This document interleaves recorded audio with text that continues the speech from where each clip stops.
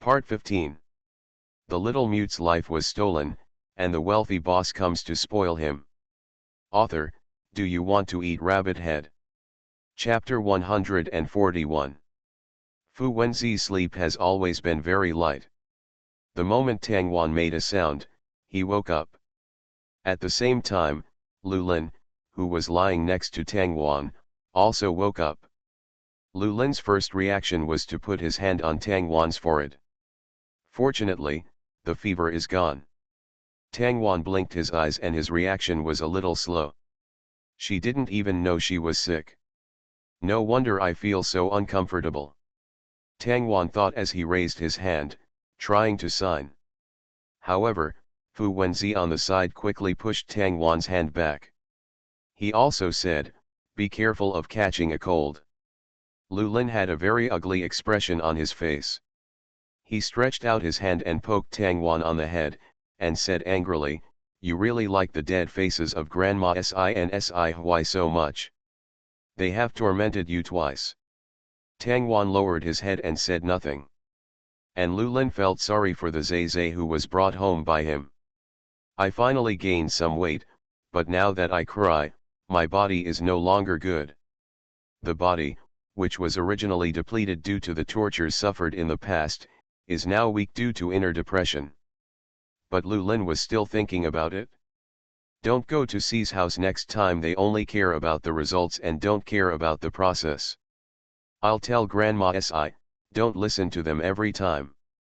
I know you mean well, but you also have to look at how others treat you. You.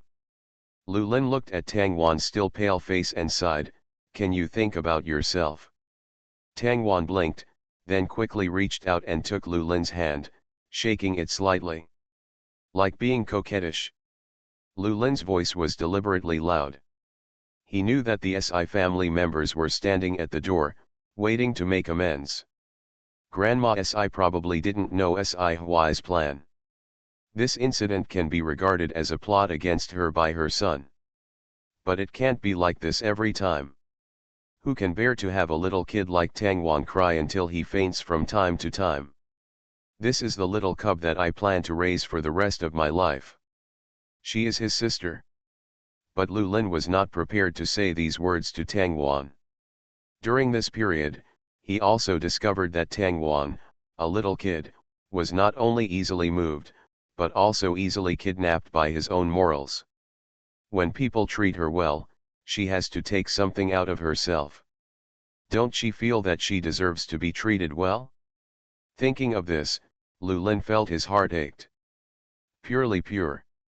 How can a stinky kid be even a little selfish? As long as you were selfish, you wouldn't have fainted from crying in the hospital today.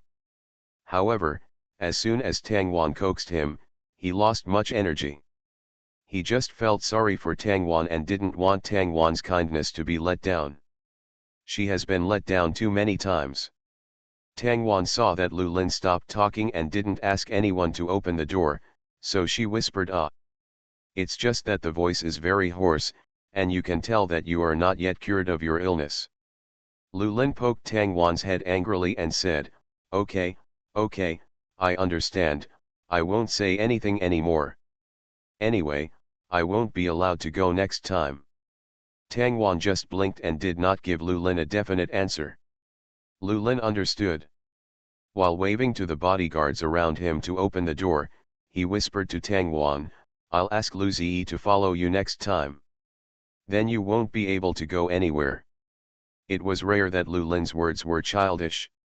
Tang Wan was silent for a while, then used his hand to pull Lu Lin, and whispered in a low voice. Lu Lin rubbed Tang Wan's head vigorously and held her in his arms. He muttered in a low voice, "Idiot little brat." The door to the ward opened, and Sinz walked in pushing a wheelchair. When Lu Lin saw the two of them, his face suddenly fell. It was obvious that he did not welcome these two people. "I don't even want to maintain superficial politeness." Tang Wan carefully tugged at the corner of Lu Lin's clothes where no one could see him. "Lu Lin. It's not that he is not determined, it's that this little brat is the first to surrender to the enemy." Sinz also knew that Siy had gone too far this time, and she was prepared not to be welcomed by the Lu family. Sinz also prepared an apology, hoping Tang Tang would accept it. Tang Wan noticed that Siy's expression turned even worse. His hair is pale and there is no life in his eyes. He looks like just a shell. He slowly focused his gaze on Tang Wan, and then asked in his broken voice, "Tang Tang, do you still remember your mother's name?" Tang Wan was slightly stunned. Before she could answer in sign language or write down, Lu Lin, who was holding her, couldn't bear it anymore. He turned around, grabbed Siy's collar, and said in a stern tone, "What are you doing now? Do you really have no empathy at all? Have you turned yourself into a complete monster? If you are not here to apologize, get out of here, you are not welcome here." This was the first time Tang Wan saw Lu Lin so angry. It is very fierce, but Tang Wan is not afraid. She knew that Lu Lin would not do anything to her, he was just protecting her. She bit her lower lip quietly and felt her heart swell as she looked at Lu Lin standing in front of her. But it's certainly not a bad feeling.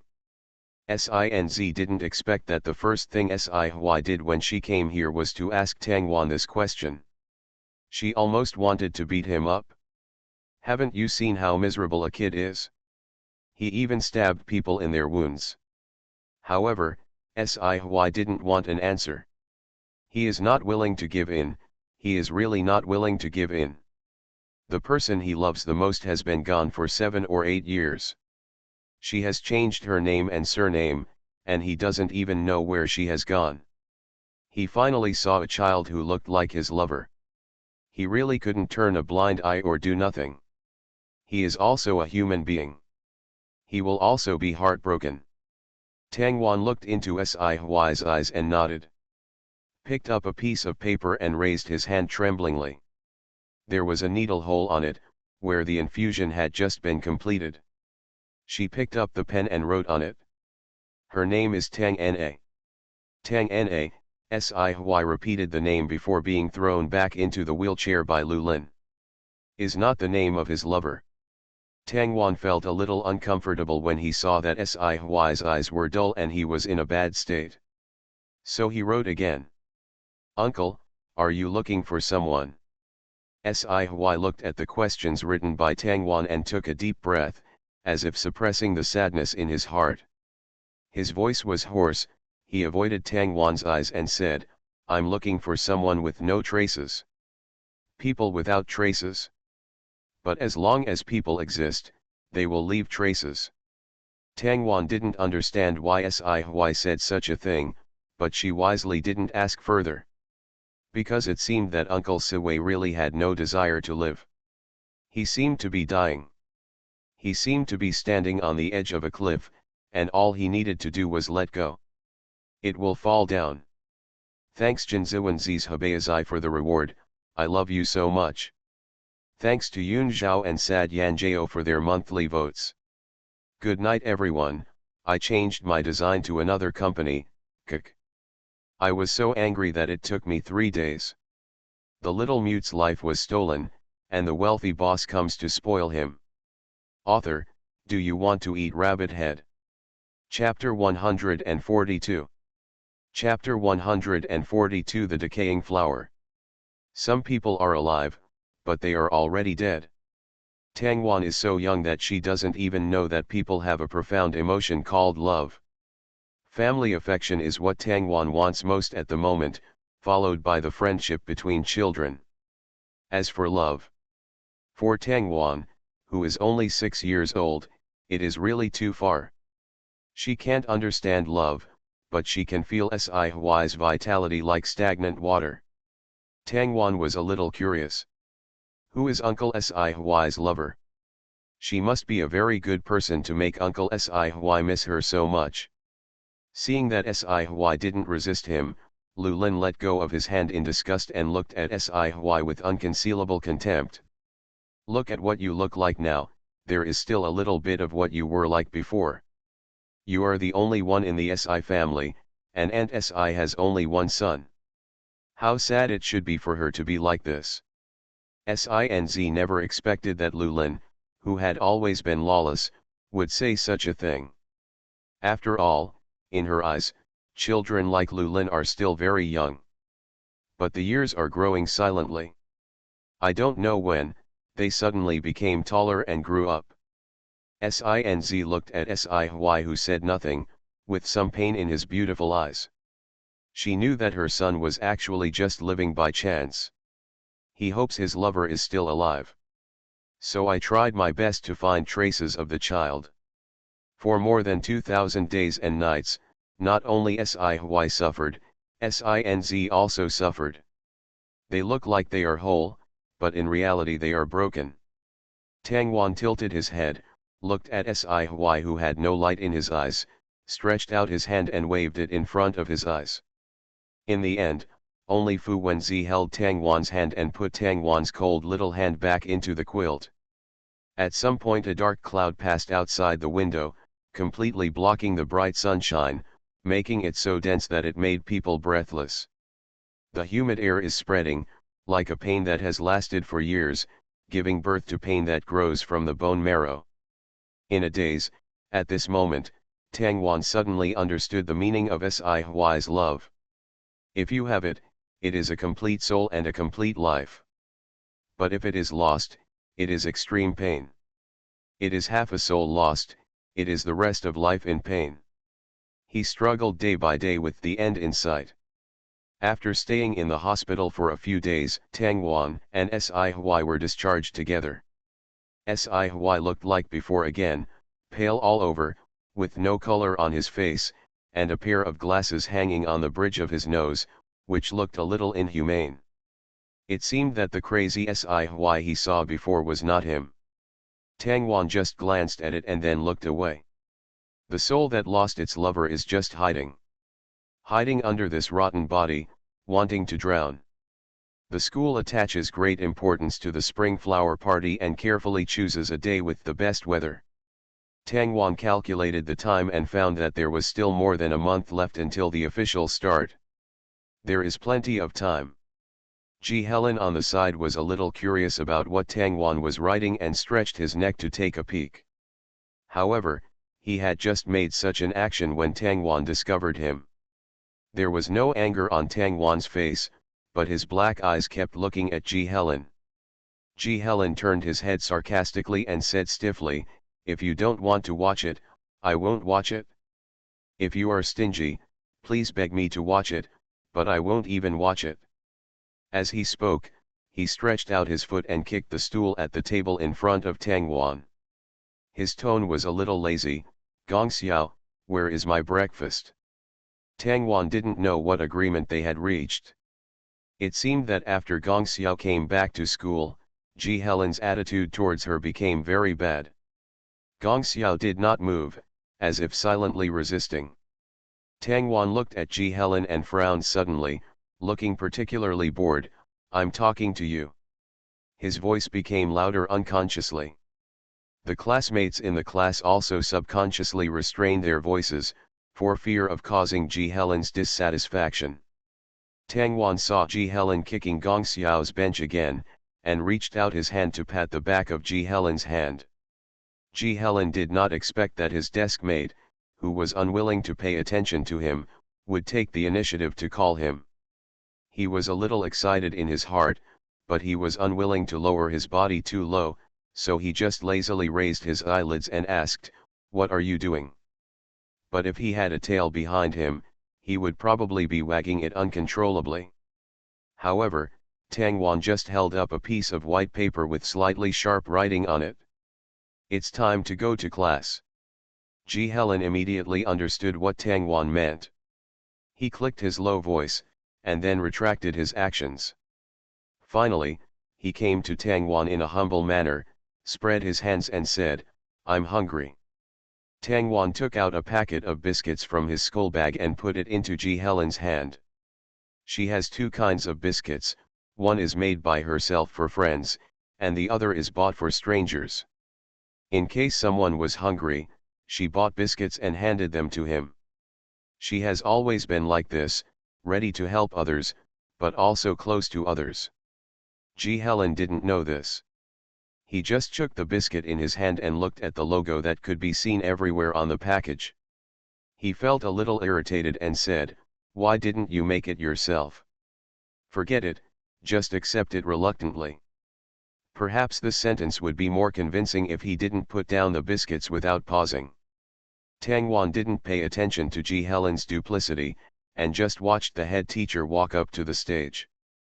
For some reason, Tang Wan felt that the head teacher, who had always been unwilling to take care of anything, felt particularly burdened this time. Even his steps became a little heavy.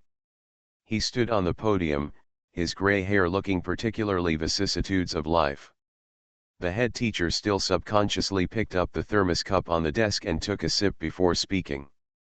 But for some reason, Tang Wan felt that his voice was still hoarse. "Today is a practical class. We are going to visit the Martyrs' Cemetery. That is a special martyrs' cemetery. Their appearance and information are hidden until they complete their mission. In order to show respect for the martyrs, the school will prepare small white flowers and black clothes for all students. Please change your clothes in turn." At this point, Tang Wan saw the head teacher pause slightly, then lower his head and blink hard. Tang Wan didn't know if she had seen it wrong. She seemed to see a trace of moisture in the class teacher's eyes. A bit like tears. But his movement was too fast, so Tang Wan didn't see it clearly. The head teacher raised his head again, looking lazy again. He looked at the dozen students present and said in a hoarse voice, "We will meet in the playground in half an hour. You are listening to Novels at Bless Up channel. Wish you happiness and luck. Please subscribe to receive new novels. How do you feel about this novel? Please like and leave a comment." The little mute's life was stolen, and the wealthy boss comes to spoil him. Author, do you want to eat rabbit head? Chapter 143. Chapter 143. It's a monument without words. It is the first time for Tang Wan to participate in such an event. After coming to Jingqiao, she realized that the world is so diverse. Even such experimental activities are rare in Huainan. Perhaps it's not that it's rare in Huainan, but that schools that were once seen in Tangguan were rare.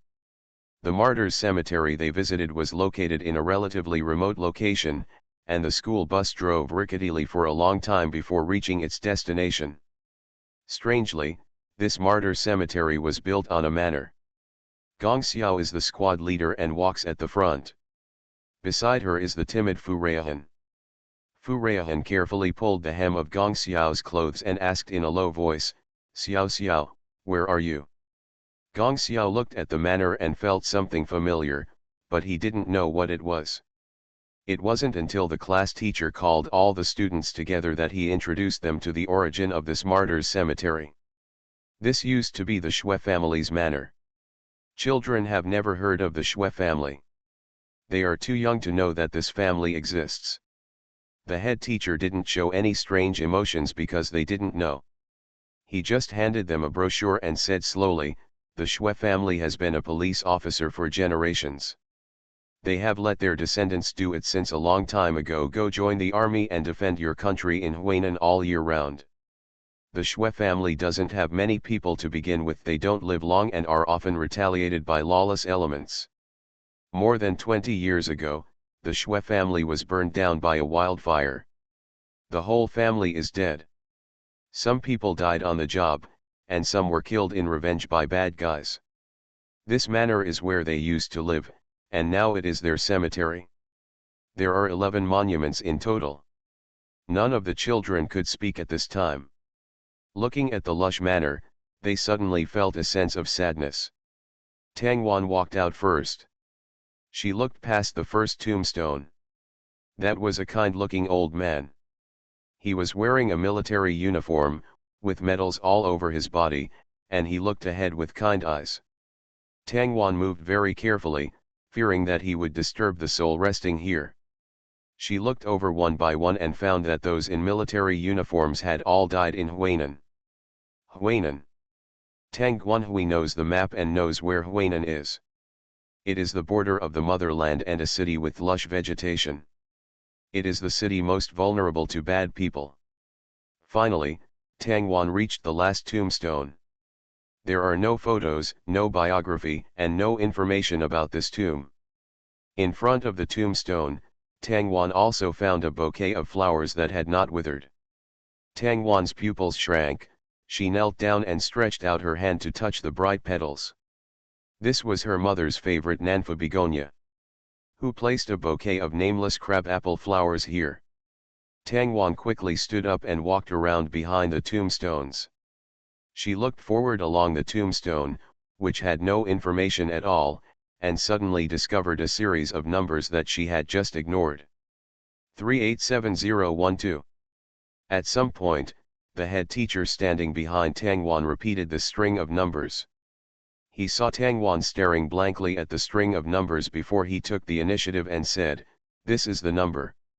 Every police officer will have a string of warning signals, and if nothing unexpected happens, this string of warning signals will follow him for the rest of his life. When the police officer dies, the police number will be sealed. A lifetime seal."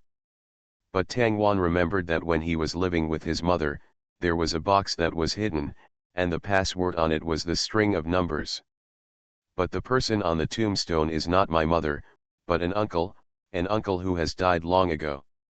Suddenly, the head teacher seemed to have remembered something and said, "There is another possibility that the siren will be restarted. Even his descendants also join the army. Inherit the warning of the elders, inherit the will of the ancestors, and continue to move forward. Everyone in the Shui family is a hero, and no one is ashamed of the military uniform they wear." Tang Wan suddenly seemed to realize something, and she hurriedly ran towards the only building in the cemetery. The head teacher behind him looked at Tang Wan, who suddenly ran away and shouted loudly, "Tang Wan! What are you doing? No running around here." Tang Wan couldn't hear the head teacher's voice. In her mind, she remembered what her mother had said before. "Tang, my mother's hometown is on a very secluded mountain. That mountain is full of vegetables and fruits. During the harvest season, my grandma and I go to pick fruits. Don't you know that your grandma's planting skills are terrible? Yes, the fruits grown are extremely bitter. Have you seen this little wooden horse? When my mother was a child, my grandfather also made one for her. But my craftsmanship is not as good as your grandfather's. If he were still alive, he would definitely make one for you. In winter, there will be heavy snow in the sky, and the mountain will look like it is wearing a snow-white hat. When I was a child, I would go out and build a snowman, using carrots as the snowman's nose, hee hee. Let me tell you, your grandfather is a disgusting person. He keeps pricking me with his beard, which hurts me." At that time, Tang Wan only had a vague consciousness and didn't understand anything. "I just remember that it was a bright day, but it started to rain. The rain fell in my mouth, which was a bit bitter." Panting, Tang Wan pushed open the heavy door, opened her legs and ran in. Those things destroyed by the fire can no longer be seen in their original appearance. Only a dark, burnt little wooden horse was placed in a glass cabinet. She felt her hands and feet were cold as she pieced together the past in her mother's mouth from these broken things. Tang Wan climbed on top of the glass cabinet, lying on the glass with his whole body, looking at the little wooden horse inside with misty eyes. "It's Mom's little wooden horse. Mom's craftsmanship is indeed not as good as Grandpa's, and her work is not as majestic as Grandpa's." She saw the handicrafts that her mother had mentioned. They were all burned to pieces and hung in the innermost part. My mother, like me, also lost her home when she was a few years old. Tang Wan stretched out his hand, wanting to touch them. "It seems that if you touch it, you will know that what your mother says is true. The elders in the family will like Tang Tang very much. They will make many toys for Tang Tang and stay with her. They will love Tang Tang very much. She is not a child who is not liked by others." She came in anticipation. Just as Tang Wan was crawling around on the glass cabinet, a pair of cold hands picked up Tang Wan. Tang Wan's two little hands were still fluttering forward, trying to get closer to those things. However, the person behind him said, "What are you doing here? You can't move things around here." Tang Wan recognized it as soon as he heard it. It was Sci-fi's voice. Her eyes were blurred with tears, and she could see nothing clearly, as if through a layer of fog. Finally, Tang Wan shouted with all his strength. "Mom! Mother! This is the home where I should exist. Thanks Jinziwan Zis Habayazai for the reward, I love you so much. Thanks to Chiaozixi and Danyusihan for their monthly votes. I love you so much. Good night, everyone." The little mute's life was stolen, and the wealthy boss comes to spoil him. Author, do you want to eat rabbit head? Chapter 144. Chapter 144, Begonia Flower Garden. Sci-fi saw that the little boy was emotionally unstable, so he held her in his arms, then pushed the wheelchair with one hand and walked behind the glass cabinet. He was still saying, "You can only visit here, not touch it with your hands." At this point, he paused and said in a helpless tone, "You can't even take it home." He thought about what Tang Wan just said, and felt a little confused. Didn't they say that this little cub couldn't speak? Why were you still calling Mom just now? Mother? Sci suddenly seemed to realize something. He opened his eyes slightly and looked at the restless little boy in his arms, his voice trembling a little. You, whose mother are you calling? Is he who he thinks he is?" Tang Wan stretched out his hand, but could no longer say the two words he just said. With tears in her eyes, she pointed at the burnt wooden horse and shouted "Ah!" excitedly. Sci seemed to suddenly understand what Tang Wan meant. He stretched out his hand, wiped his eye sockets hard, pushed the wheelchair, and said, "I will take you over to see it." No matter whether the person Tang Wan shouted was the person he thought, he should comfort this little kid who was crying very sadly. Tang Wan helped Sci a lot, and Sci remembered it. Although he never said it, he kept it in his heart. Tang Wan is actually very similar to the person he misses. They are all the same, they are very considerate of others, and then they say it's just a casual thing and it's not a big deal, I have a lot, it doesn't matter if I help, such understatements. It is difficult for people like them to understand the greedy thoughts of some people. For beautiful things, they are the beauty itself. Sci was also cured in this way. He just spent more than 2,000 days and nights, chasing his lover like the dark night chasing the sun. He picked up Tang Wan and got close to the scarred little wooden horse, hearing the little cub sobbing. Her tears were like a river that would never dry up, hitting Sci's heart hard in this closed room. He sighed and hugged Tang Wan into his arms. His movements were unfamiliar and he could only imitate Lulin, saying over and over again, "Stop crying, I'm a tabby cat." Do children really cry so much?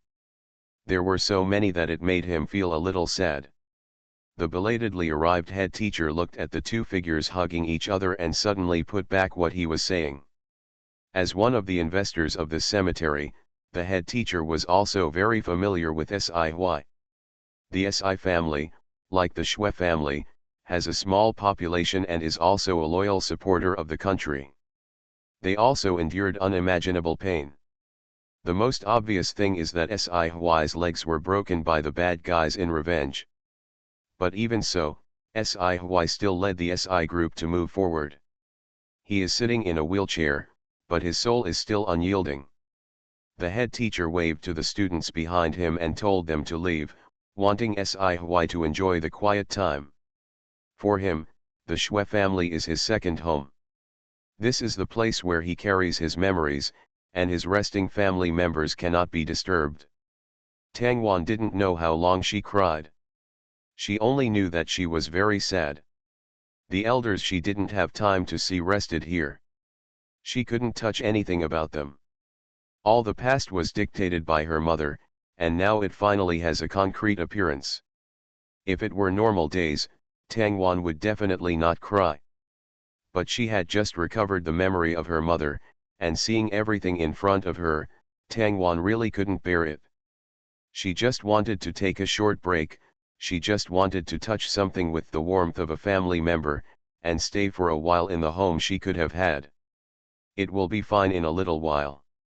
She will be able to stand up soon, and soon she will follow in her mother's footsteps and move on. Sci's hand gently rubbed Tang Wan's hair, as if comforting a restless kitten. In the quiet space, there are two incomplete souls, one big and one small. The incomplete relics around them are the last things left to them by their relatives. The cold moonlight shines on them through the ceiling, lengthening their shadows and blending them into one. The shadows of the relics surrounded them. This is not a hug. Other students have followed their class teacher back to school, only Tang Wan remains here. Sci looked at the little kid who was crying and was a little dazed. He hugged her and pushed the wheelchair onto a small path leading to the back mountain. No other people are allowed to visit here, only relatives and friends of the Shui family can come. There are warm-colored starlights on the road, hanging on fruit trees of different sizes. Tang Wan also saw that the fruits on the trees were crooked, some were green, and looked very sour. Sci seemed to have opened up a chat box and talked about some past events with Tang Wan. Perhaps it was because Tang Wan was the only kid in the cemetery who felt the same way, or maybe it was because Sci was somewhat close to Tang Wan. It was the first time for him to talk so much to outsiders. These fruit trees were saved later, and it took a lot of energy from that person. Your name should be Grandma Shui, right? She is from the south, and she is particularly petite among us. She is a very petite and cute grandma. The fruits she grows are very unpalatable, but she gives us some every year. It's sour and astringent, really. She's not very good at raising plants. The cacti will all grow to death. Grandpa Shui helps her take care of them every time, so she manages to keep some plants alive. Have you seen that pavilion? Tang Wan looked in the direction of Sci's finger and saw a pavilion among the crabapple flowers. The blooming begonia flowers are blooming with unprecedented vitality, and the fireflies on them are like elves, making everything look like a fairy tale. Sci's voice was a little hoarse and a little cold. Grandma Shui likes crabapple flowers very much, and her daughter also likes them, so Grandpa Shui built a crabapple flower garden for them. Jingjiao is not suitable for crabapple flowers to grow, but in order to satisfy the wishes of Grandma Shui and her daughter, Grandpa Shui spent a lot of effort to cultivate this kind of flower that is suitable for Jingjiao's climate. It's a pity that what you see now is the restored one at the back. The former garden was more beautiful. There is also the creek next to it. We used to go there to catch fish and shrimp. Still having a picnic here. Sci treasures everything here. Every flower and leaf has a story in his heart. Tang Wan's eyes fell on Sci, and he couldn't imagine what kind of mood he was in, engraving these memories in his mind over and over again. Finally, Tang Wan discovered that Sci seemed to have been calling Grandma Shui's daughter, but never called her by her name. So Tang Wan took Sci's hand and wrote his questions on his palm. What is the name of Grandma Shui's daughter? Sci slowly closed his fingertips and spoke in a hoarse and painful voice. Her name is Shuemina. It's my lover. The little mute's life was stolen, and the wealthy boss comes to spoil him. Author, do you want to eat rabbit head? Chapter 145. Chapter 145. Baby, come to mommy. Tang Wan did not return home until the moonlight was high. Lu Lin had already been waiting for Tang Wan at the door. Seeing Tang Wan and Sci walking so close again, his brows furrowed. But he is a parent who respects his children. If Tang Wan really likes the Sci family and wants to be friends with them, Lu Lin will not stop him. Although he doesn't like the cold Sci family, their family is indeed very decent and there is nothing wrong with it. It's just that Lu Lin feels sorry for Tang Wan. Tang Wan was held by Lu Lin obediently, then raised her hand and waved to Sci. Sci-fi realized belatedly that he had just been talking to a 6-year-old kid, and felt a little awkward. It's rare and a bit embarrassing. He tightened his lips, nodded, and asked the bodyguard to carry the wheelchair into the car. Sci-fi looked at the Lu family getting further and further away, and said coldly, "This little brat, he must like me, right?" His voice was a little soft, so the driver didn't hear it clearly, and he subconsciously replied, "Huh." Sci-fi, however, was reluctant to speak.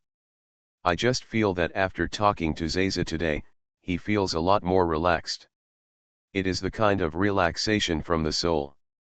He rubbed the ring on the ring finger of his left hand and suddenly felt that this world was not so difficult. "Luzai."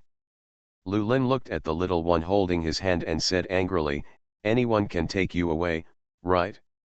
That Sci didn't even give you a good look, yet you still eagerly approached him."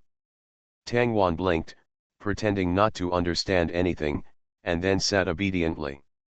Lulin saw that Tangwan's hair was a little messy, and it looked like someone had rubbed it. He came over with a stinking face, loosened Tangwan's ponytail, and muttered, "I messed up the ponytail and I don't know how to tie it properly." Tangwan listened to Lulin's familiar words and shook his short legs with some satisfaction. In front of Lulin, she looked like a real child. Suddenly, Tangwan thought of the string of police sirens she saw and the box that was dusty in her memory, and felt that there might be some things belonging to her mother left in it. So Tangwan pulled Lulin's sleeves and spoke in sign language. "Brother, I want to go to Huainan." Lulin looked at Tangwan and said nothing, but his expression became even more ugly. But the next second, what Tangwan expressed made him silent for a moment, and then nodded. "Tangwan sign language is speaking. I seem to remember something about my mother." Lulin knew that Tangwan wanted to find his family. She just wanted to know if she was abandoned.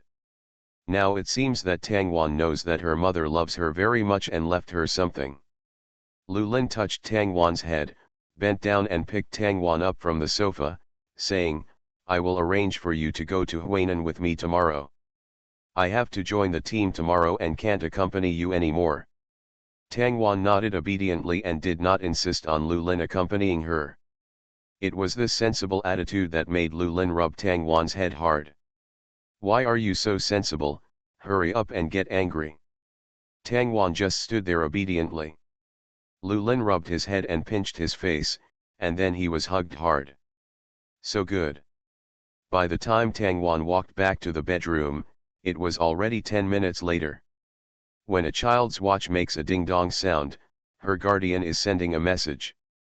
Sure enough, when Tangwan opened a circle of friends, a new comment from Lu Linfa was pinned to the top. "Lu, Tang Tang is so cute. Tang Tang photo 9 square grid." Tangwan blushed. "In these photos, I am wearing various furry jumpsuits and look chubby. Like a rolling little milk cat." Tangwan was very embarrassed, and then he saw many brothers and friends leaving messages below.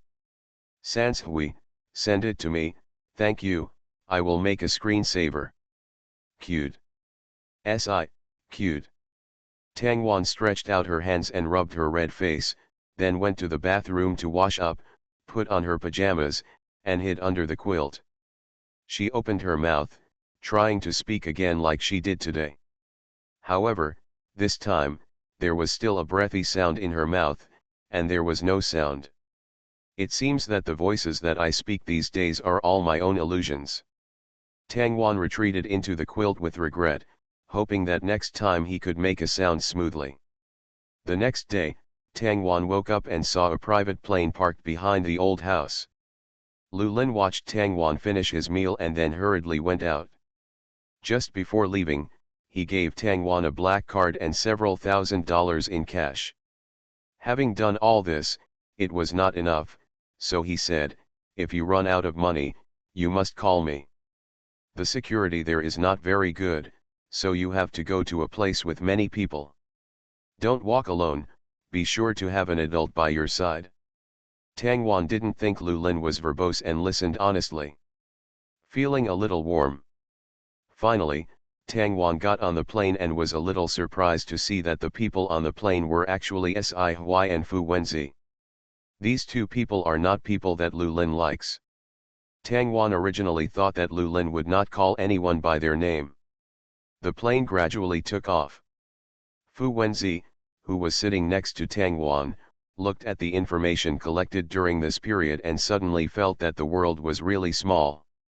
His eyes fell on Tang Wan and Sci-fi, then he pinched the tip of his nose and sent a new contract to Sci-fi. Sci-fi looked at the contract, which was much more favorable than the previous one, frowned and replied. "What's wrong? Are you so kind-hearted all of a sudden that there are some traps waiting for me to jump into?" Fu Wenzi replied expressionlessly. "No. I just think that if you react in the future, you will be furious." The speed of the plane was very fast, and they landed at the location indicated by Tang Wan. However, here, there is only one crumbling and dangerous building. This place has been deserted, and the words "full of age" are written in crooked characters on the outside of the red brick building. When the wind blows, it's still a little cold. There are overgrown weeds outside and it looks very deserted. Plants have grown over 3 floors, covering the windows. Tang Wan was a little excited. She used to live on the first floor with her mother. There is a small yard outside. Probably getting closer to the place in his memory, Tang Wan's memory gradually became clearer. I remember when she was 2 years old, she stumbled and ran to her mother. Remember she was in the cradle and her mother was cooking in the kitchen. Remember the text that my mother read to me before going to bed. Her voice is bright, and the ending sound is always upward. We were born under the red flag, and grew up in the spring breeze. Wherever we look, we see China, and the 5 stars shining are all beliefs. Tang Wan couldn't wait to get off the plane and ran towards the building that was in disrepair. In a daze, she saw her mother, waving to her, her voice still so clear and sunny. She says, "Baby, come to mommy. Thank you for your monthly votes to the 8 treasures of I Laugh When I See You, Book Friend 168,281, Book Friend 20230214787951, Shenfeng Chui Tired Lin Yujing, 00110244, Xiao's Hizzy, Sheng Sheng Slow. De, and Amber. CE. I love you all.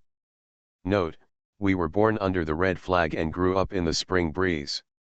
Wherever we look, we see China, and the 5 shining stars are our faith. From the Age of Awakening. You are listening to Novels at Bless Up channel. Wish you happiness and luck. Please subscribe to receive new novels.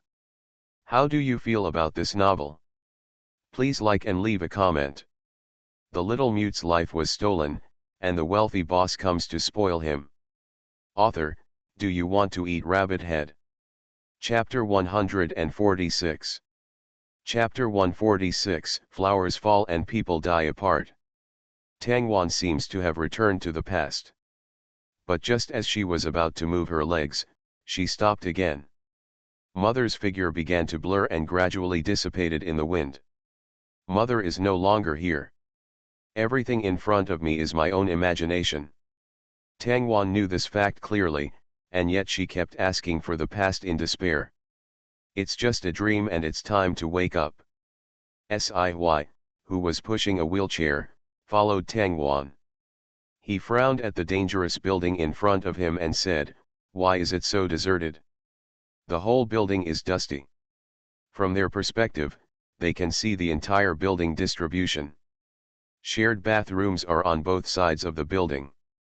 There is a dark corridor in the middle, with rooms with opposite doors on both sides. Almost no sunlight can get in, and it looks dark and cold. Sci's eyes fell on Tang Wan, and his fingers slowly curled up. To be honest, he had thought that life before Tang Wan was not a good one, but when he actually saw it, he still found it a bit unbelievable. In the dark environment, a sunflower grew. It's really not easy.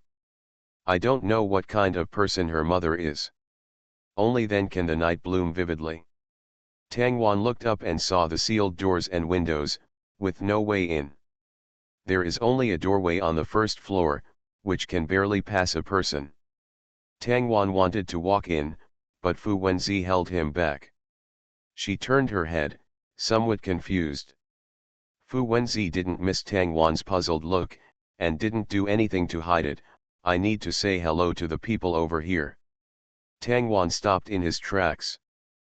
Perhaps because he was about to return to the home he remembered, Tang Wan was a little nervous. A thin layer of sweat formed in her small palms, which made her a little embarrassed and wanted to take her hand back.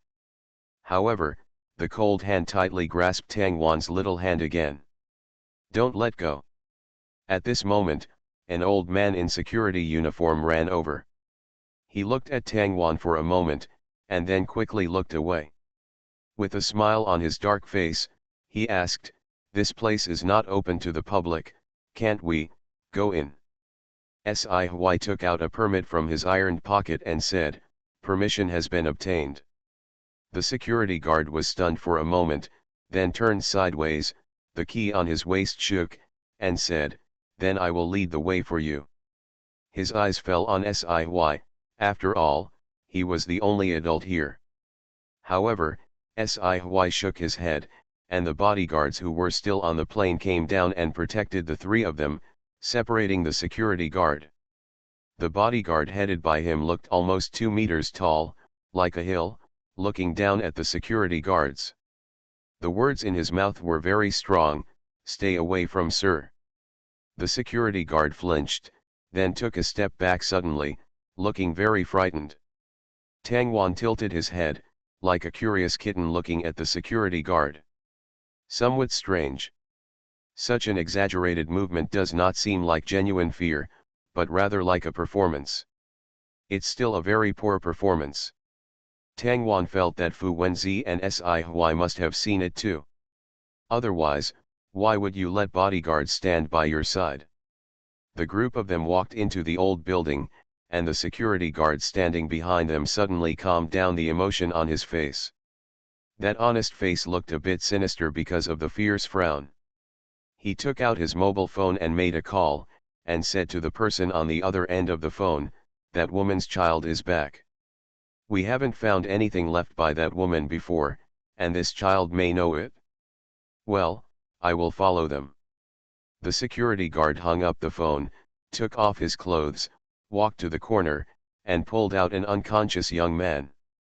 The strange thing is that this young man doesn't have any clothes on him. The black-faced man threw the security uniform on him, and then looked around. His stooped waist suddenly straightened up, and he felt much better. He quickly got into the car. Just as he was about to light the fire, a pair of hands hooked around his neck, preventing him from moving. "Someone reported you for maliciously hurting others. Come with us." Sci hung up the phone and turned around to see Tang Wan looking at him. He raised his eyebrows and asked, "Didn't you also see that something was wrong with that security guard?" Tang Wan just didn't expect Sci to call the police. After all, he didn't seem to be a very law-abiding person. Perhaps the expression on Tang Wan's face was so obvious that Sci couldn't even pretend not to see it. He couldn't help but imitate Lu Lin's actions, stretched out his hand and poked Tang Wan between the eyebrows, with a rare smile in his tone, "I am a businessman who abides by the law. He will not do anything illegal." Tang Wan didn't hesitate any longer and almost skipped to the door in his memory. Others followed her, looking at her unusually cheerful back, and they were in a happy mood. It was clear that they were going to get the relics of Tang Wan's mother. Probably because in Tang Wan's heart, her mother is a happy person, so she was so happy when she was looking for her. The door lock had been broken. Tang Wan pushed hard and pushed open the heavy wooden door. The ashes from the passage of time slowly fall with the wind from any place where they can stay. The gaps in the sealed windows reveal tiny bits of sunlight dancing with the dust. They came to this small place, this unromantic place, and used their remaining tenderness to create a Tyndall effect and landed at Tang Wan's feet. Tang Wan blinked and didn't pay attention to the dust. He ran directly to the back of the room and opened the closet. She was once locked in a closet by her mother just to survive. She saw the appearance of the murderer through the gap, but the moonlight deceived her eyes, and she was unable to see the executioner's face clearly. But it doesn't matter. Tang Wan thought to himself. It took my mother 20 years to reach the border of the motherland and find the murderer who set the fire. She could also spend 20 years finding her mother's murderer. Sci-fi frowned and looked at the room, which was less than 10 square meters, with a mask on his face. Tang Wan had already ignored the clothes he was wearing and went straight into the dusty wardrobe. Then he touched the area near the wall and opened it with force. Sci-fi's eyes fell on the only lamp on the desk. He felt that the decoration on the lamp was somewhat familiar. That pull ring is like a ring. Suddenly, Sci-fi's pupils shrank, and he almost stood up from the wheelchair, threw himself on the table, and grabbed the lamp. The dust stained his pale face, as if someone had picked up his face and kissed his brow. He tremblingly stretched out his veined hand, carefully picked up the ring, and then gently wiped it clean with the handkerchief he carried. This is a ring made by Nana herself. It is a unique ring in the world. Ignoring the mess around him, he bowed his head reverently and kissed the already cold ring. At this moment, his wandering soul truly returned to this decaying body, but the sadness crushed his spine, and the pain made him curl up in a wheelchair. His lover, in this dusty room. Flowers fall and people die. The little mute's life was stolen, and the wealthy boss comes to spoil him. Author, do you want to eat rabbit head? Chapter 147. Chapter 147. This is a love letter 6 years late. Tang Wan, who was looking for something in the closet, heard the chaotic sounds outside, and immediately pushed the wooden box and ran outside. Then I saw Sci-fi, who was crying very sadly. In Tang Wan's heart, she always felt that Uncle Siwei was holding his breath. He was living numbly, relying on only one thought and a rope. There is no popularity about him, he looks like a cold statue. It is an exquisite and gorgeous doll, and it is also an extremely sensible bystander. But he was crying so sadly now, like a drowning man grasping at the only life-saving straw, and the feeling of suffocation made him breathless. Uncle Si and Grandma Si are the same. They love to be clean. But now, his face was covered with dust, and the dirt fell on his white coat along with his tears. The bodyguards around him did not dare to approach Si. They had never seen this weird employer look so desperate. Snow-white hair hung weakly by his cheeks. He slowly turned his back. Only the trembling wheelchair showed everything was different. His collapse was also silent, with only the sound of one hand clenching into a fist and beating his chest again and again. In a daze, Tang Wan seemed to understand something, and walked towards Si firmly with red eyes. She misses her mother. Uncle Si misses his lover. In this world, those who leave first are lucky, while those who love deeply are always sad. Having experienced the brightest light in the world, how could it be possible to return to the dark and narrow attic? Some people's colors are so bright that without them, everything becomes dull. Tang Wan felt as if he had found the owner of the 11th tomb. It's my mother. Fu Wenzi waved to the bodyguards, asking them to give their short time to the figures in the room, large and small. Si was in very bad condition and looked like he was about to shatter in the sun. Now, only Tang Wan can save him. Tang Wan did not wipe his eyes with the back of his hand. Because she was covered in ashes, her tears mixed with the ashes looked like a little cat. She pulled the hem of Si's clothes, placed the wooden box in front of Si's eyes, and then entered Shwemina's alarm number in front of Si's eyes. 387012. With a click, the wooden box opened. What popped out was nothing else. It was a box full of unsent letters. It is not quite right to say it is a wooden box, it looks like a box. There are handwritten letters inside. is Sci-fi's most familiar font. Tangwan held Sci-fi's cold hand, put the top letter in his hand, and said ah in a crying voice. Sci picked up Tangwan and read these letters with her that spanned more than 2,000 days. He finally received Nana's letter. April 21, 2017, the turn of spring and summer, the weather was humid and warm. Dear Comrade Sci. Hello. Today, the flowers in Huainan are in full bloom again, but it's a pity that you can only stay in that cold Jingqiao, watching the prosperity of your city, but not the vitality of the mountains and plains. But I'm pretty much the same. Xiaobao is very well behaved today. It should be said that she has always been well behaved. In such a difficult environment, she has always been obedient and never made any noise to me. She will definitely be a very well behaved child when she grows up. I will definitely love her very much.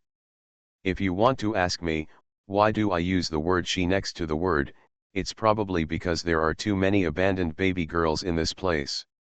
I hope they will be reincarnated in my belly, and I will definitely give her a lot of love, so that she can happily come into this world, sing and dance, and become a gorgeous life. Sorry, YGE, these years have made you unknown, even the surname of the child will be on my name that walks outside. But I know that you and Mom have always been proud of me. Although my name may not be known to anyone, this is what I want to do in my life, and I will fight for it and never give up. 30 years later, when I retire, I will definitely accompany you well. At that time, Huainan should not have so many tragedies, and public security will be more stable than it is now. I will look at the flowers all over the mountains and fields with you, and spend countless springs together. Our days are still long, long enough for us to grow old slowly. November 30, 2017, winter, cold weather. Dear Comrade Siy. Hello. Our child was born, a beautiful little girl. Her eyebrows are like her mother's, her eyes are like mine, like two dark grapes, bright and big, and her skin is super white, just like you.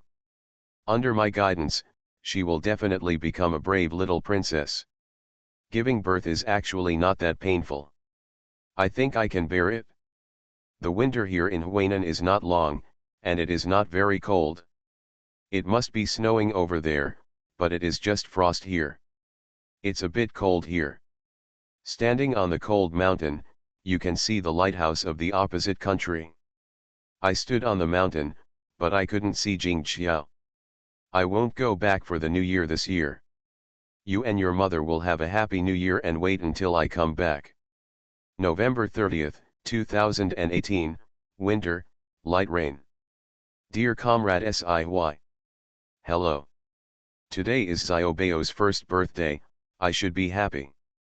It's just that the sound of children crying is always heard from Laoju's courtyard across the street, which makes me a little restless.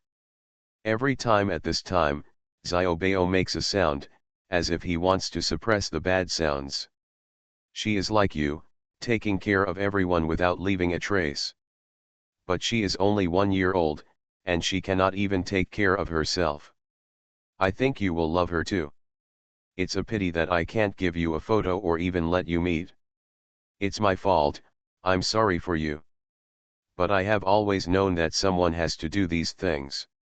If it wasn't me, it would be someone else, who is also their parents' treasure. Of course, I am also your baby. You have given me too much love, so I think I have enough love to share it with others. Winter is coming to an end. Spring is coming soon. January 20, 2019, late winter and spring, it rained heavily. Dear Comrade Siy. Hello. Huainan has been a bit strange these days. I may have to stay here for a longer time. Spring may be late, but that's okay. It will always come. March 4, 2020, spring, the weather is blooming. Dear Comrade Siy. Hello. I may have to miss the appointment. But it doesn't matter, I left you a gift. I have been a staunch materialist in my life, just like my biological parents, who devoted everything to their faith. Only you, I hope to have an afterlife. From the moment I opened the number left by my parents, I knew that I would be sorry for you in this life. But I know you understand me, right? I am really a selfish person, but fortunately you and my mother tolerate me. In this life, I am worthy of my motherland, my people, and my faith. But I only owe you and Xiaobao, and the mother who raised me. If possible, I really want to see the spring and the sea and the river with you. But I can't seem to wait for that day. Sci-fi clenched his teeth tightly, but the man in his 20s couldn't hold back his tears and let them fall unsatisfactorily. He touched the paper that was stained by tears, and his fingers trembled like butterfly wings. He touched the paper bit by bit, as if he could still feel the body temperature of his lover, but he said, "My spring is dead." Liar, you are so afraid of pain, how can it be that childbirth doesn't hurt? You have said so much that I love you, you love me, why don't you just say you love me? There is no mention of love in every word, but love is expressed in every sentence. One in spring and one in winter. But Xuemina did not return to Jingjiao from Huainan. She was trapped in the field with blooming flowers. Note original sentence, I have been an unswerving materialist all my life, but you are the only one for whom I hope to have an afterlife. Because the name of a great man cannot appear, his name cannot be typed here. The sentence is really weighty and pious in my heart. Today I will update first, woo woo, sugar daddy and sugar mommy love. I have been laying the groundwork for a long time, and finally Kak appeared at this moment. I wrote the love letter to sugar mummy a long time ago. She is a sunny, cheerful, responsible, and kind-hearted person, including the one who said Tang Tang was a staunch materialist and was taught by sugar mummy. The little mute's life was stolen, and the wealthy boss comes to spoil him.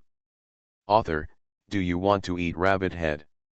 Chapter 148. Chapter 148. It doesn't matter, I'm lucky enough. Under these letters is a record of plastic surgery that has been gathering dust for a long time. In order to get closer to the mission goal, Xuemina completely transformed herself into another person. Her name is Tang Na, also called Xuemina. Is Tang Wan's mother and Sci-fi's lover. For the safety of her family, Xuemina did not send a letter or make a single phone call.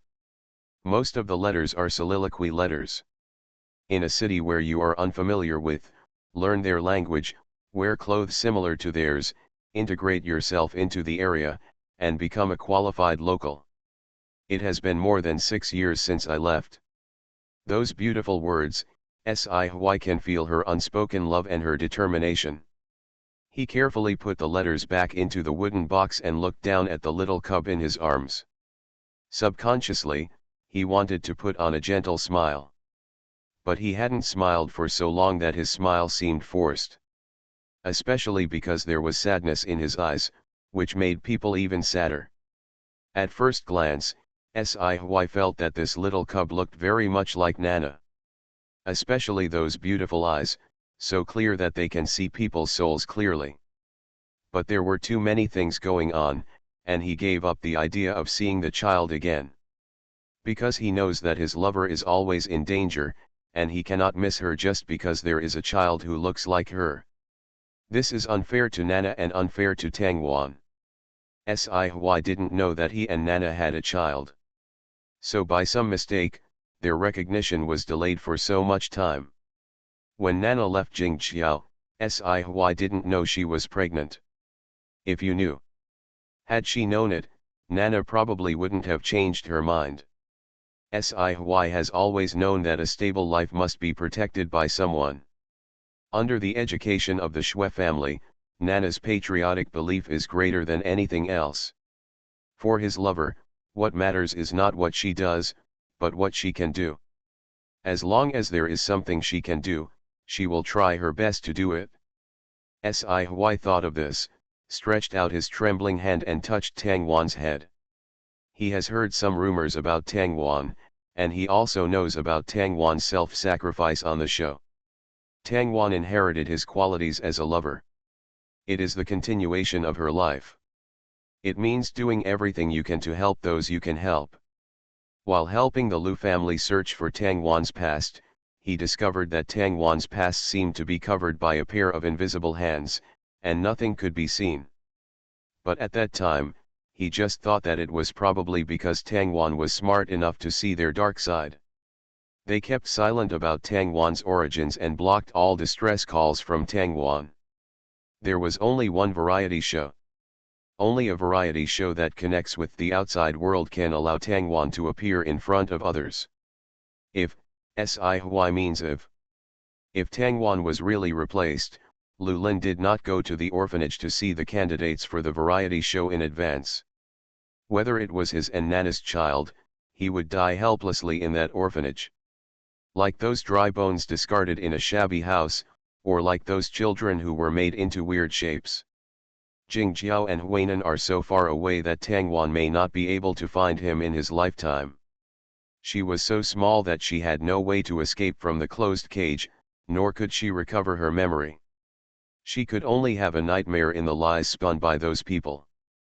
Thinking of this, Sci-fi hugged Tang Wan tightly. How difficult it is. They met here and met again here. This is Nana's last love letter to herself. She taught Tang Wan well and he is a proud child. Tang Wan clearly felt Sci-fi's emotions. His body temperature covered her body, like a spring day pushing away the wind and snow, bringing warmth. It's like going back to when I was a child, when my mother hugged me. Embrace yourself fully. Tang Wan's eyes were a little blurry, and when he looked at the dirty room, he suddenly felt like the dust had settled. It is different from crying with extreme sadness. The big one and the little one just shed tears silently, then stretched out each other's dirty hands to wipe each other's faces. Finally, they looked at each other's painted faces, showing an expression that was even uglier than crying. Sci-fi's voice was still hoarse, but his whole person was much more real than when Tang Wan first met him. Let's go, let's clean up here and then go home. Go home. These are words that Tang Wan will feel moved no matter how many times he hears them. Fu Wenzi and the bodyguards standing outside looked at each other, somewhat unsure when they could go in. Fu Wenzi looked at the children's watch on his wrist, and then opened the door. Okay, you can go in and clean up. Tang Wan was already cleaning the house, and Sci-fi was following behind her. It seemed that the relationship between the two was much better. It's just that in the process of getting along, we are still a little unfamiliar. There is actually nothing to tidy up in this small room. This building has been uninhabited for a long time. At that time, the windows were not sealed, so many homeless people climbed in through the windows and took away everything they could from inside. All that is left are some things that are inconvenient to carry. Even the remaining desk lamp was left because it was welded to the table and could not be easily moved. 3 hours later, Tang Wan and his party walked out. Just when he was leaving, Tang Wan stood there and looked at it for a long time, as if he wanted to engrave everything here deeply in his mind. She had a hunch that she would come back. They got on the helicopter and returned to Jingjiao along the way they came. The only difference was that Sci-fi sat next to Tang Wan this time, held Tang Wan's hand tightly, and pushed Fu Wenzi aside. Fu Wenzi.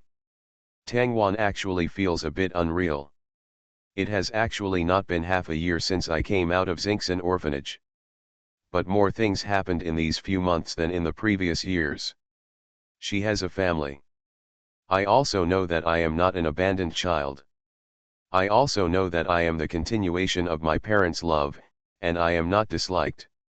This is a huge surprise, and it is the most beautiful answer that Tang Wan knows. Sci did not send Tang Wan back to the Lu family, but returned to the Si family with Fu Wenzi. He took Tang Wan into the children's room, which had been empty for several years, and then took out the clothes he had prepared long ago from the closet inside and handed them to Tang Wan. I have prepared everything for you. If nothing unexpected happens, You should grow up in this room. Tang Wan held the clothes in his hands blankly and lowered his head silently. Then he put down his clothes, rushed into Si-Hwai's arms like a firecracker, and hugged Si-Hwai tightly. She opened her mouth, wanting to speak. She wanted to say, "It doesn't matter, she is lucky enough. From the moment she left the orphanage, all she met were good people. The country that my mother wanted to protect. It's really beautiful." You are listening to Novels at Bless Up channel. Wish you happiness and luck. Please subscribe to receive new novels. How do you feel about this novel? Please like and leave a comment. The little mute's life was stolen, and the wealthy boss comes to spoil him.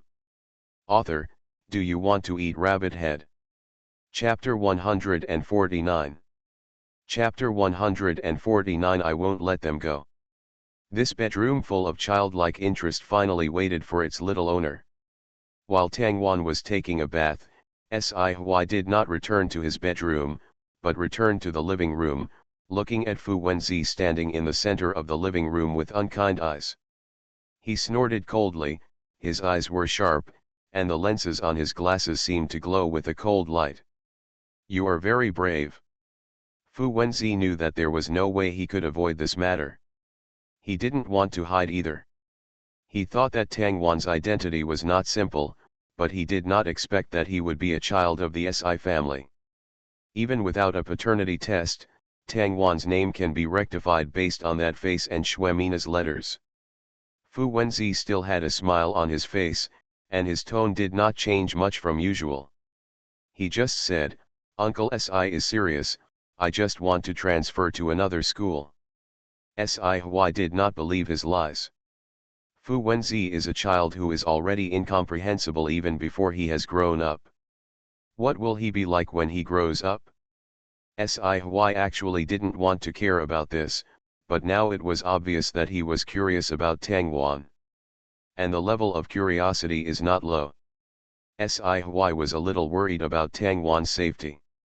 At first, when Fu Wenzi wanted to transfer to another school, Si-Hwai did not realize that Fu Wenzi wanted to transfer because of Tang Wan. Until these few days, he found that Fu Wenzi's eyes always fell on Tang Wan. Although he is very hidden, he is still too small and some small movements cannot be hidden well. So he exposed himself. Si-Hwai didn't want Fu Wenzi to be too close to Tang Wan.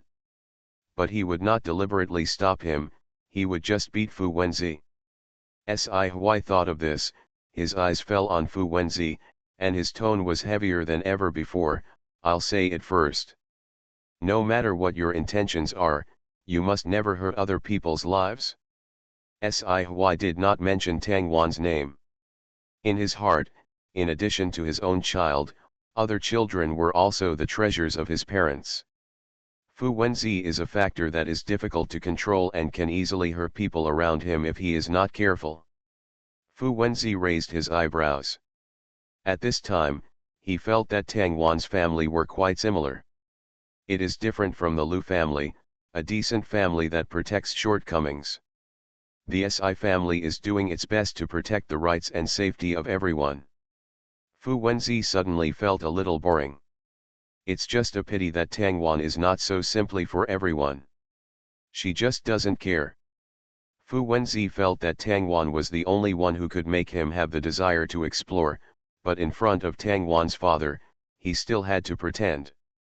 He smiled and looked like a good student who was liked by everyone and had excellent academic performance. There was a little dust on the white shirt he was wearing, but it didn't make him look any more embarrassed. He has a way of deceiving the world. Fu Wenzi said slowly, "Uncle Si, you are worrying too much. I just don't want to go to school in Xiangjiang. The classes arranged by my father are a bit too full, and I'm a little tired." Si-Hwai didn't know if what Fu Wenzi said was true, but it was really rare for him to show weakness like this. So much so that Si-Hwai also had some doubts. Perhaps they were too strict with Fu Wenzi. In fact, Fu Wenzi did not do anything extraordinary. After all, those things were just a shadow of suspicion, and there was no evidence to prove that it was Fu Wenzi who did it. Thinking of this, Sci-fi slowly restrained his opinions on Fu Wenzi, and then nodded. Okay, then I'll put you in the West Campus, there's Lu Ziyi over there, and you'll also have a companion. However, Fu Wenzi's expression was a little troubled, and Sci-fi subconsciously asked, "What's the problem?" Fu Wenzi had a bit of embarrassment on his fair face, and then said, "I made an agreement with Chen Shuo to be in the same class as him." Sci-Hui was a little surprised that Fu Wenzi still had friends. But he also nodded and helped Fu Wenzi change to the East Campus. What he didn't see was that before Fu Wenzi came in, he sent a message to Chen Shuo, which read, "You want to be in the same class as me, right? Soon I will transfer to another school to be your companion." Chen Shuo frowned slightly when he saw these two pieces of information, thinking that Fu Wenzi was mentally ill. Fu Wenzi is not a person who likes to use rhetorical questions. But soon, Chen Shuo understood what Fu Wenzi meant. Probably I am transferring schools and looking for an excuse to come to the East Campus. As for why he didn't find Tang Wan, Chen Shuo had no expression on his face and quickly thought it through. Probably because the person who helped him transfer schools had some relationship with Tang Wan and didn't like Fu Wenzi appearing in front of Tang Wan. Due to his long-term cooperation with Fu Wenzi, Chen Shuo did not reject Fu Wenzi even though he thought of this. Just when he was cooperating with Fu Wenzi, a scene at the amusement park suddenly appeared in front of his eyes. Behind Tang Wan, there are gorgeous fireworks. Soon, Chen Shuo lowered his head and replied to Fu Wenzi, turned off the computer, and stared at the black screen in front of him in trance. Naturally, no third party will know about these things. Fu Wenzi's admission procedures are much simpler than those in Tangwan. After all, the Fu family is also very famous in Jingqiao. It just happened unexpectedly at the moment when Fu Wenzi's information was confirmed. While Fu Wenzi was signing his name, Mr. Fu also called.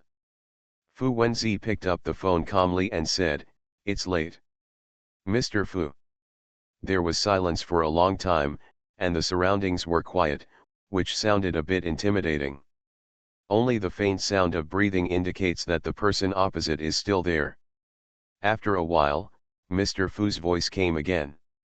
It still sounded the same as usual, but the words he said were not pleasant. "You are so brave." Fu Wenzi's eyes narrowed because of his smile, and he looked particularly gentle. "My father taught me well. Don't think that everything will be fine once you go to Jingjiao. People in Jingjiao are not as free as Xiangjiang." Fu Wenzi didn't care about the cynicism in Mr. Fu's voice, and just said, "Father, you also like the scenery here, don't you? Otherwise, I wouldn't have fallen in love with my mother here." But Fu Wenzi did not say the last sentence. The person opposite was so familiar with Fu Wenzi that he immediately understood what Fu Wenzi had not finished saying.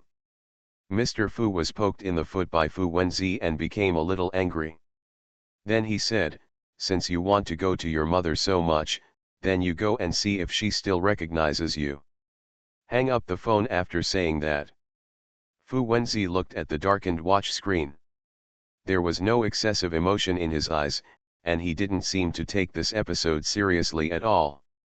At this moment, Tang Wan, who had finished taking a bath, was walking down the stairs. She walked in front of everyone wearing short sleeves for the first time, and the scars on her arms became more obvious under the light. Fu Wenzi pursed his lips into a straight line and walked directly to Tang Wan. Sci-Hui, who was closest to Tang Wan, couldn't bear it anymore. He grabbed Tang Wan's hand, held her in his arms, and spoke word by word. "I won't let them go. Thanks to Xiao Xinyu, Jinzi Wan Zizi. The rewards from seeing and the three treasures are so generous. Thanks to QRBX, Iom, Lin, Pingyizin, Big Fat Penguin, and Wuqiang at 6 treasures for their monthly votes. I love you so much. Good night. Because I stayed up late some time ago, I am always sleepy and don't have enough sleep. Kak is very painful. I hope everyone will take care of themselves and not stay up late. Love you guys. The little mute's life was stolen, and the wealthy boss comes to spoil him. Author, do you want to eat rabbit head? Chapter 150. Chapter 150. I finally waited for you. Fortunately, I didn't give up. There are some things that you won't have such strong emotions unless you see them yourself. Especially when Sci-fi saw the scars on Tang Wan's body, the anger in his heart suddenly ignited. Of course, Sci-fi would be angry even if Tang Wan was not his child. It's just that there is a difference between closeness and distance, so I won't be so angry. Those crisscrossing wounds extend all the way to Tang Wan's fair arms and body covered by clothes. Fu Wenzi watched them hug each other and stood aside, remembering the first time he saw the scars on Tang Wan's body. She never felt inferior because of the scars on her body. On the contrary, Lu Lin was afraid that others would look strange, so she always put on long sleeves for Tang Wan. But Fu Wenzi felt that these scars were Tang Wan's medals. This is her medal for fighting against those dark forces, and she wants to be rewarded. Rather than a pitiful look.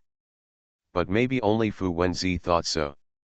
In the eyes of those who loved Tang Wan was very fragile like this. Feeling that she needs to be pitied. However, Fu Wenzi felt that Tang Wan actually didn't care about this. Tang Wan cares about the feelings around him. She didn't care what she looked like. Tang Wan didn't know what Fu Wenzi was thinking. She was hugged by Sci-fi and protected in his arms. After a while, Sci-fi let go of his hand. He straightened Tang Wan's clothes, rubbed Tang Wan's head gently, and said, "What do you like to eat? Write it down and Auntie will cook it for you." Tang Wan looked at the dim sky outside and just wrote a few simple stir-fries on the tablet.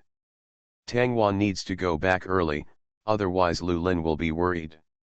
The three of them were sitting at the corner of a very long dining table, which actually looked a bit cozy.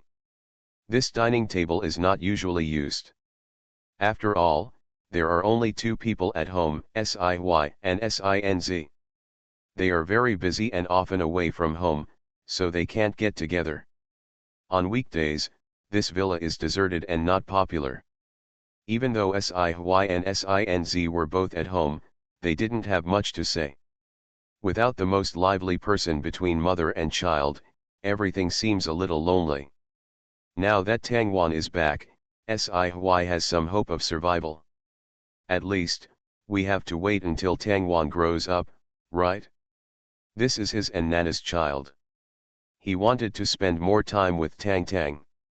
Thinking of this, Sci-fi wanted to pick up some vegetables for Tang Wan, but when he thought that these were the chopsticks he had used, he was about to take them back. However, Tang Wan put his bowl under Sci-fi's chopsticks. She tilted her head as if to say something. "Isn't this for me?" Sci-fi couldn't stand Tang Wan's eyes, so he was naturally satisfied. Give me candy to everyone." Although this is the first time Sci-fi has become a father, he seems to be born with an innate knowledge of how to treat Tang Wan well. Tang Wan saw that his bowl was piled up with a small peak, so he quickly took his bowl back. "It won't be able to be eaten if you pinch it again. Don't waste food." Sci-fi looked at Tang Wan with regret when he saw Tang Wan take it back. He also wanted to experience more of the fun of feeding the cubs. However, the moment he lowered his head, a piece of lettuce fell into his bowl. Sci-fi felt like his throat was blocked and he couldn't say anything. He picked up the lettuce and put it into his mouth, feeling the vitality called home for the first time in a long time. Fu Wenzi on the side saw all this. He lowered his eyelids slightly, unable to tell what he was feeling. "Probably I just feel regretful that such a tender moment has nothing to do with me." Just when he was thinking this, a piece of lettuce fell into his bowl. Fu Wenzi was stunned for a moment and subconsciously looked at Tang Wan. She stretched out her index finger and put it on her lips, making a SHH gesture. Fu Wenzi curled up the corners of his lips, and the smile in his eyes was much more genuine than the previous one. Sci's snorting voice sounded next to Tang Wan, but it did not interrupt the harmony in front of him. Perhaps he was thinking that the situation in Fu Wenzi's family was similar to his own. Out of sympathy, he was fed by Tang Wan. But once you get started, you can't stop. Tang Wan had just finished eating the spicy food, and some chopsticks were given to her to pick up a few pieces of sweet and sour pork ribs. She looked in the direction of the chopsticks and found that it was Fu Wenzi. Tang Wan swallowed the rice in his mouth, sighed quietly, and took it. The next second, another piece of black pepper beef fillet appeared in the bowl. Then another piece of fish meat with shaved fish bones appeared. The expression on Tang Wan's face gradually became numb. Looking at the bowl that was starting to rise again, I finally couldn't bear it any longer. I reached out and covered the mouth of the bowl to prevent them from adding more food. Her eyes were wide open and she looked like a little milk cat with its teeth and claws spread out. When Fu Wenzi and Sci saw this, they both took back their chopsticks. Hands it back into his mouth. After finishing the meal, Tang Wan will return to the Lu family. Sci pushed Tang Wan to the door in a wheelchair without saying a word to persuade him to stay. He knew that Lu Lin's position in Tang Wan's heart was irreplaceable. He was grateful to Lu Lin. He couldn't even imagine what Tang Wan would have become if it weren't for Lu Lin. As long as Tang Wan is alive and kicking, it will be fine. As for Fu Wenzi, he followed Tang Wan out. At the gate of Sijia Manor, a low-key black Cayenne has parked. A man in a black suit walked out of the car. He got out of the car and opened the door for Fu Wenzi. Tang Wan stood there, looking at Fu Wenzi, then raised his hand and waved to him. The pear dimples on Fu Wenzi's face deepened, and he actually looked a bit inappropriately cute. He followed Tang Wan's example, waved his hand, and then got into the car. The car window slowly rose, completely hiding Fu Wenzi's figure. The smile on his face suddenly lost its real feeling, as if he was wearing a mask welded to his face. Seeing this, the man in black said to Fu Wenzi, "Master, you came to Jingjiao suddenly, so you can only arrange to stay in the Pei family's old house first. Do you think that's okay?" Fu Wenzi nodded, his voice without much emotion, but his every move was filled with the dignity of an old family that has been passed down for a long time. "Okay, I haven't seen Grandpa for a long time." He looked at the rapidly receding scenery around him, but his mind was not focused on it. He wanted to observe Tang Wan up close and get into her life. But what is the reason? Fu Wenzi has no answer to this question. He is willing to spend a long time looking for this answer. He knew clearly that only Tang Wan could tell him the answer to this question. He is willing to wait patiently for the moment when the answer is revealed. On the other side, Tang Wan returned to the Lu family under the of Sci. At the door was Lu Zi, who had been waiting for a long time. He came to pick up Tang Tang on behalf of his uncle. So the moment he saw Tang Wan, he rushed to Tang Wan's side and hugged Tang Wan. "Tang Tang, I'm so afraid you won't come back. I finally waited for you, but fortunately I didn't give up. Ah, please be careful, dear ones, I overslept.